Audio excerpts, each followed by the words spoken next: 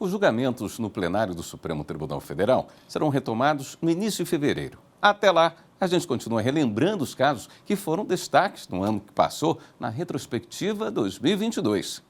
Em junho, o STF decidiu por maioria que é inconstitucional o cancelamento de precatórios e de requisições de pequeno valor federais por instituições financeiras. Vamos acompanhar. Os precatórios e as requisições de pequeno valor são instrumentos utilizados pelo Poder Judiciário para determinar o pagamento de dívidas do poder público reconhecidas judicialmente. Para os saques, é preciso que o juiz da execução encaminhe para o presidente do tribunal o requerimento para o pagamento. O PDT questiona a constitucionalidade de dispositivos de uma lei de 2017, que prevê o cancelamento de precatórios por instituições financeiras e de requisições de pequeno valor federais que não foram resgatados no prazo de 2 anos. A alegação é de violação dos princípios constitucionais da separação de poderes, segurança jurídica, igualdade e o respeito à coisa julgada, entre outros. O julgamento tinha começado no plenário virtual em fevereiro do ano passado, sob a relatoria da ministra Rosa Weber.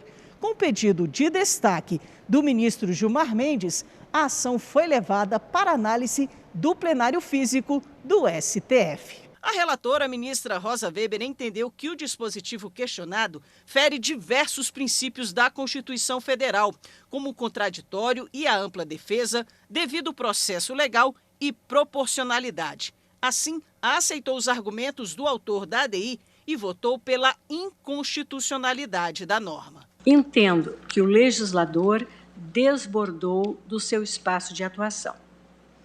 A Lei 13.463 criou verdadeira inovação no disciplinamento do pagamento de montantes por precatórios e RPVs, ao fixar um limite temporal para o exercício do direito de levantamento do importe do crédito depositado, comandando ainda a instituição financeira depositária a transferência automática dos valores depositados para a conta única do Tesouro Nacional, sem prévia ciência do interessado ou formalização de contraditório, em ofensa, portanto, neste aspecto, ao artigo 5º, 55 da nossa Lei Fundamental.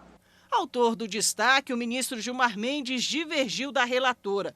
Ele votou pela procedência em parte da ação para que o cancelamento de ordem de pagamento, precatório ou RPV com estorno à Fazenda Pública devedora somente ocorra após a obrigatória intimação do credor para se manifestar, a ser realizado pelo juízo da execução. A situação constitucional atual, acerca do ritmo de quitação dos precatórios federais, não deixa de ser uma espécie de alongamento do pagamento no que se denomina postergação de adimplemento para observar o trinômio, especialidade da lista, anterioridade da inclusão e fluxo de pagamento de acordo com a capacidade financeira arrecadatória do ente devedor, observada a receita corrente líquida e o limite de despesa de gasto.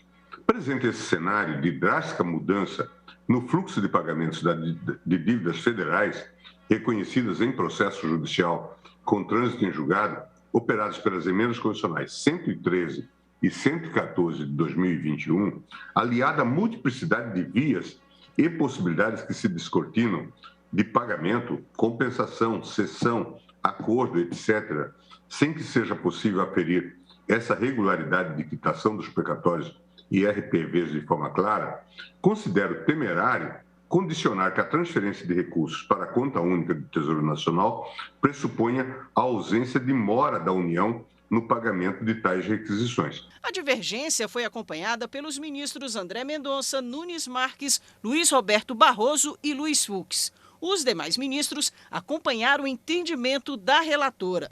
O Estado tem de ser responsável, o Estado constitucional, o Estado democrático em relação ao cidadão, porque existe para ele. Se o Estado demorar, nós não temos alternativa. Se o cidadão demorar 2 anos para receber aquilo que foi reconhecido judicialmente como devido, pode-se tomar uma providência como essa?